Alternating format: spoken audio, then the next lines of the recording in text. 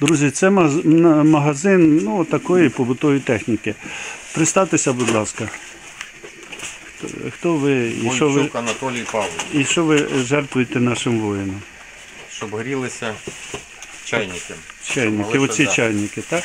Ти, думаю, на блокпостах, де невелика кількість людей, от вони завжди зможуть попити з таких чайників, собі індивідуально чайник закипятити води. І це дуже добре. Дякуємо вам щиро і від душі за допомогу.